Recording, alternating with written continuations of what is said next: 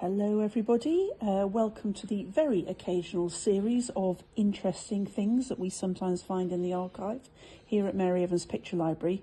And this plain little book was found by Jessica the other day, and it really is fascinating. We have a few of the pictures on our website, but not everything. So we've been having a look through it and we really think it is worth sharing. It is called Scenes of British Wealth, Produce, Manufactures and Commerce for the Amusement and Instruction of Little Tarry at Home Travellers. It's by the Reverend I. Taylor, and it was published by Harris & Son of St Paul's Churchyard in 1823. This is the first edition. It's got a little map there as a frontispiece, and St Paul's Churchyard at this time was an absolute centre of publishing in London, so I think people often forget that. So this is a very special book, which is basically a survey of different industries and trades around the country.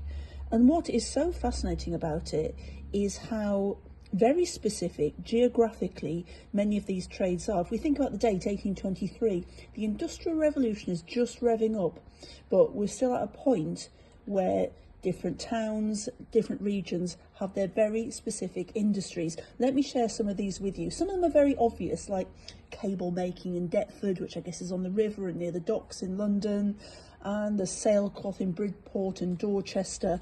But some of them are much more unusual, things I didn't know about anyway. Every so often there are these sort of pages with three special little illustrations. China painting is in Worcester. Pin making was apparently at Gloucester, was apparently a centre for pin making at this time. There's the sugar trade, which is Bristol, which I guess is not surprising considering the city's trade links. And then there's towns like Teignmouth, which I suppose are quite small towns these days, and that was a centre for pipe clay, and they would export pipe clay around the country for pipe manufacturers. There's Bridport and its sailcloth. Battle in Sussex was renowned for gunpowder. Hop picking in Faversham, obviously South Down sheep for their wool. This is rather nice, bunteen.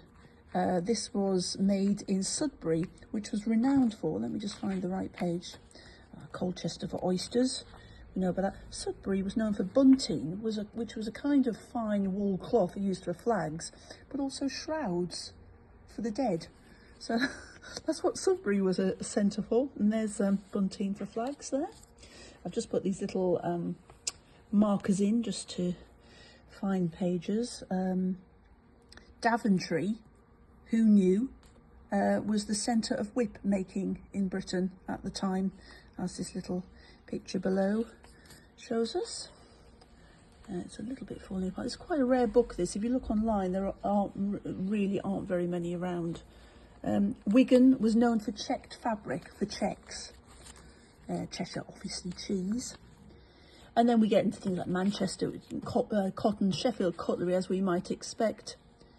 Rotherham ironworks, Snaith flax, apparently. And I rather like this one towards the end. With me. Paisley was renowned for muslins. And let me find the picture. Oh, here we are. In Ireland, we've got bleaching because of linen, salmon leaps, then Ireland potatoes. So that is, rather wonderfully, Scenes of British Wealth from 1823, found on the shelves here at the library.